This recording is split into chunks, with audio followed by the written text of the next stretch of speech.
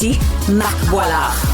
Donnez-vous des noms à vos objets. On demandait 87 Cube Radio. On en a déjà des gens qui participent. Il y a Linda, tout d'abord, qui a dit « Moi, ma première voiture, une Renault, s'appelait Fuego. Je l'ai eu 2 ans, elle a fonctionné 6 mois. » Hein? C'est bizarre. Je l'ai eu 2 ans, elle a fonctionné. Qu'est-ce que ça veut dire, cette phrase-là? C'est que pendant 18 mois, elle trouvait que c'était un bien précieux, mais dans le cours. Ah, ben oui. C'est un artefact. Ouais, t'étais Stationné au quelque garage, part. je sais pas. Stationné quelque Oui. part. Pour les assurances, il fallait pas qu'elle roule avec, parce qu'elle l'a déclaré volé après 4 mois. Peut-être. Je veux vous parler d'un truc. Alors, tout le long, évidemment, quand tu auras des suggestions Oui. pas des suggestions, mais des noms de voitures, je trouve ça très, très intéressant. C'est un excellent sujet. Moi, je vais vous parler. J'ai eu un lunch, puis je parlais avec Maximilien, avec qui j'étais pour le lunch aujourd'hui. Et on parlait d'entrevues, puis je racontais comment moi j'avais commencé, que j'avais envoyé une lettre à Juste pour rire. Puis ça fait longtemps, là, j'avais comme 23, 24 ans, là, j'arrivais de Québec. Puis ça m'a fait penser de vous parler d'entrevues. À tous ceux qui sont sur le bord de passer des entrevues, je vais vous parler de ça. Parce qu'honnêtement, je suis très bon en entrevue, puis règle générale, je suis très mauvais pour la job. Dans le sens que c'est pas pour rien que... Non, mais pour vrai. Tu te convaincs toi-même? C'est pas pour rien que je suis tombé à mon compte rapidement. De un, j'étais fait pour ça. Mon père était aussi, qui était à son compte. C'était un représentant sur la route. C'était un vendeur, si tu veux. Ça fait que j'ai été un peu élevé là-dedans. Mais chez nous, on est 4 enfants. Il y en a qui sont pas pantoute dans cette dynamique-là. Mais une entrevue, je l'avais, la job. Ça fait que j'invente pas ça. Là. Je peux te donner plein d'exemples. Puis, c'est une habileté. Exemple, il y a des comédiens qui sont très, très bons pour les auditions, puis qui sont corrects pour les rôles, ou qui sont angoissés à mort d'une audition, puis qui sont des grands acteurs. C'est des zones très différentes. Le dating, c'est pareil. Tu peux être hyper à l'aise d'une première rencontre avec une fille, prends un drink, tout, t'es super là, puis plus la relation avance, moins t'es là. Tu comprends? Mais c'est l'art de se vendre. C'est tout ça. Mais moi, je veux donner un vrai conseil à tout le monde qui nous écoute, qui sont peut-être sur le point de faire une entrevue, d'avoir des entrevues, qui songent à changer de job, etc. Puis je vais faire le lien avec nos invités qu'on a ici. Puis je suis sûr que vous allez être 100% d'accord avec ce que je vous dis.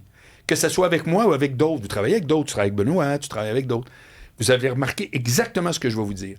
Les meilleurs en entrevue sont ceux qui ne changent rien parce qu'ils sont en entrevue.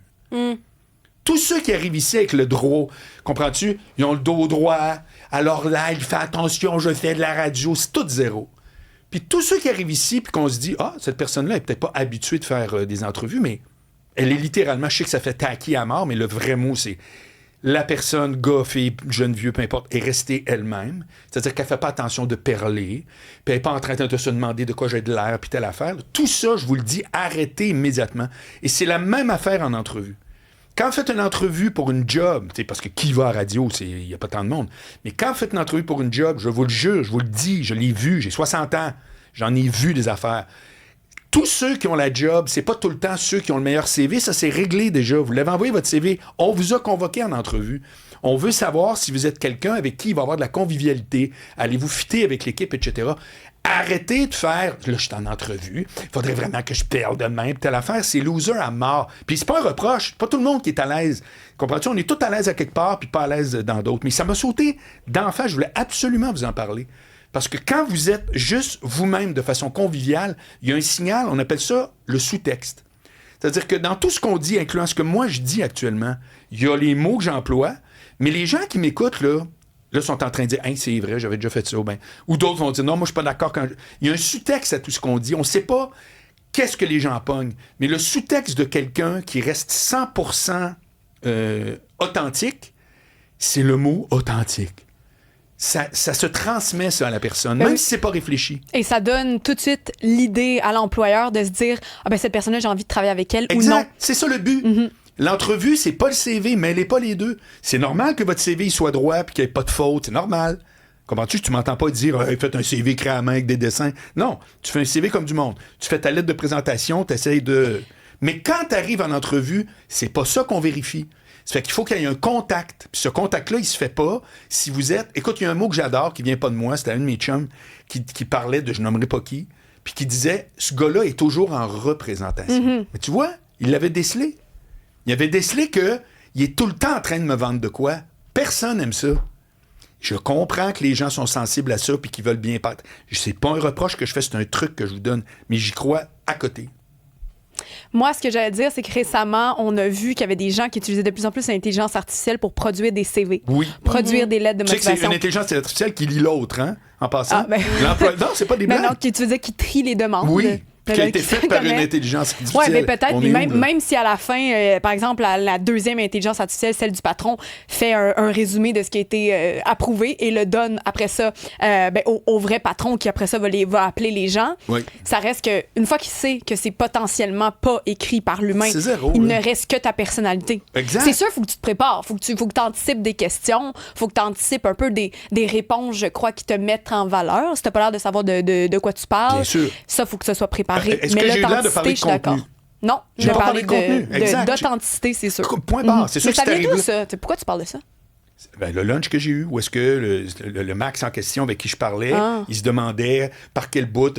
Il m'a posé une question très pertinente. Il dit quand est-ce qu'on est gossant, puis quand est-ce qu'on est juste quelqu'un de motivé? Tu sais, là. Pourquoi on serait gossant? Dans quel contexte? Ben, Pour avoir tu une pourrais- job? Tu pourrais être harcelant, dans le sens que tu relances en disant j'ai pas eu de nouvelles. Ouais, exact, pour avoir une job. Tu peux être considéré. Lui, là, il se demandait est-ce que si j'insiste en disant j'ai envoyé mon CV, j'ai pas eu de nouvelles, puis quand est-ce que je deviens es-tu gossant? Moi, je pense qu'après 2 fois, tu deviens gossant. OK. Si tu fais un retour, par exemple, là, tu envoies ton CV comme dans un moment normal, et là, tu n'as pas de réponse. Là, tu fais un suivi. Là, tu as l'air de la personne qui y tient. Oui. Si tu n'as pas de réponse encore, moi, je pense que j'arrêterais là. Moi, Peut-être. j'arrêterais à 3.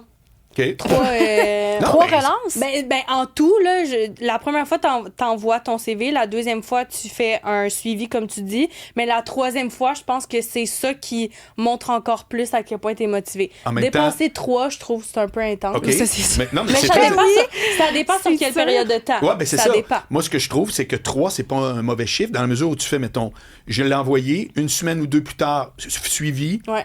1 mois ou 2 plus tard, je fais une dernière relance des fois Ouais. que. Parce qu'on sait jamais, hein? On sait jamais ce qu'il y a dans la tête de quelqu'un à qui on n'a pas échangé. Ça peut être qu'il est arrivé X, Y, Z. Il y a Fanny de Montréal qui nous a écrit. Pas Fanny de Montréal. Ben, écoute, elle dit tellement raison, pas d'exclamation, pas d'exclamation. Je ne me suis jamais préparée pour une entrevue, malgré la face longue des autres. Une question et j'arrêtais plus. 1 heure de plus, on me disait, veux-tu un... Que quoi? 1 heure après. 1 heure après, on me dirait, veux-tu un verre d'eau? Parce qu'elle restait là, parler longtemps, puis elle dit, le lendemain, j'ai eu la job.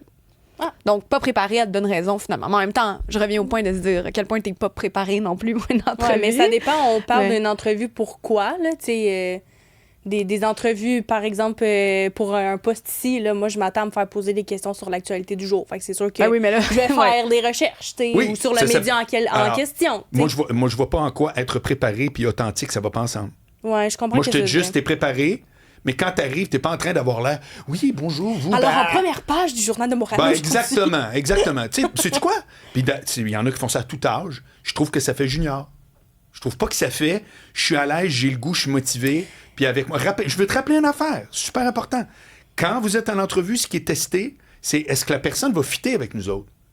Faut que t'aies le goût, là. Mais justement, j'apporte un autre point. Est-ce que les employeurs qui nous passent en entrevue nous offrent la possibilité... Ben, pas je veux dire qu'ils nous empêchent d'être authentiques, mais souvent, un cadre d'entrevue, la majorité du temps, c'est très sérieux, c'est très... Oui, on veut apprendre à te connaître, mais on veut aussi apprendre tes compétences. Oui. Mais des fois, en tout cas, je parle pour moi, mais des fois, j'ai l'impression d'être bloquée par ça. Fait qu'en entrevue, je suis pas authentique autant que je peux l'être, mettons, OK, ici, mais ça veut dire tu sais. que tu as flairé que tu es devant quelqu'un qui est peut-être très protocolaire. OK. Fait qu'à ce moment-là, tu fais attention, puis tu as raison. comprends. Mais t'en rajoutes pas une couche. Dans le fond, là, j'aurais le goût de te dire, faut jamais que tu sois moins à l'aise que la personne en face. Faut que tu sois égal à l'aise ou plus. Tu me suis? Ouais, C'est ça que je veux dire. Et ça fait en sorte que tu envoies un excellent signal, puis au pire, ça marche pas, hein? C'est pas toutes les mix qui sont faites pour marcher. Mais souvent, ce que j'ai vu, c'est des gens pleins de potentiel qui, finalement, se font exploser avec la bombe. J'adore l'expression. Comme un kamikaze. C'est comme, hey, je me suis fait exploser avec la bombe. Tu es vraiment un beau profil tout, mais c'est-tu quoi, on n'a pas le goût de travailler avec toi? Pourquoi? Balai dans le cul. Non, mais pardon.